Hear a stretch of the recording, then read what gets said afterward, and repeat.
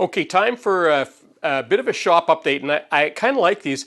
I think I might do these every couple of weeks or so because it's a quick, easy way for me to update you on things that are going on.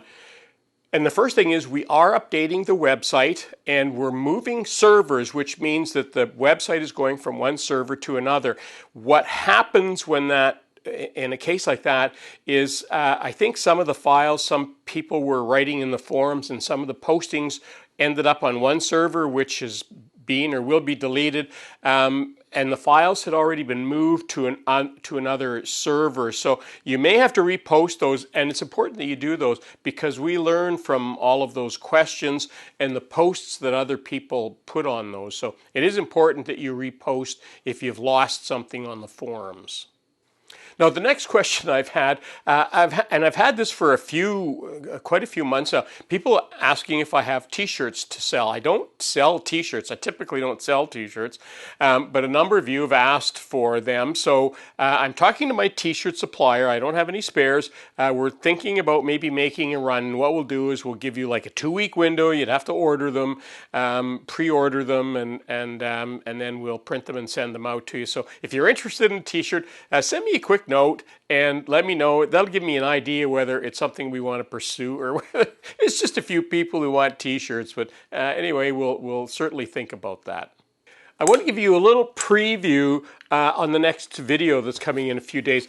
We're going to be doing something on hole saws, and a lot of you already have hole saws, but if you already have hole saws, you're going to want to watch this because there's some pretty interesting things you're going to want to see.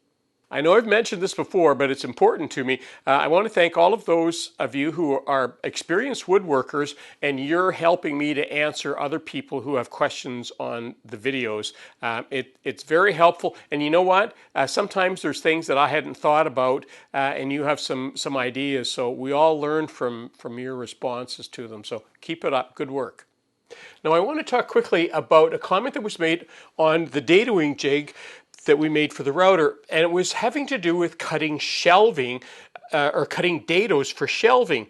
And you can use this for doing what we call a plunge cut. So let me tell you about what that is. So if this was sort of the gable ends or the side ends of a shelving unit, and we wanted to cut cut dados in them for shelves, here's what we would do. If this was the front end, for example, what we would do is flip the two boards over back to back, and we would take this, and because this is a known number in here, rather than if the dados wanted to be cut in here, we would just measure from wherever this line is. So, for example, it would be 4 inches less of this. So we could put a line in here, align that with the board, and cut our dados in there. Now the way we cut dados for this is something called a plunge cut, and I didn't talk about that.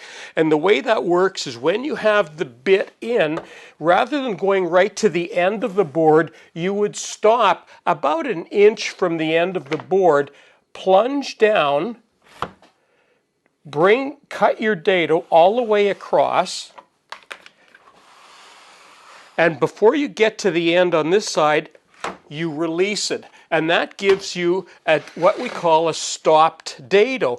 And that stopped dado means it hides the cut in the end. And you could do that all the way along. You mark one here, make another mark here, and for where your dado is going to be in each one of them. So this is a jig that you could use for doing shelving units.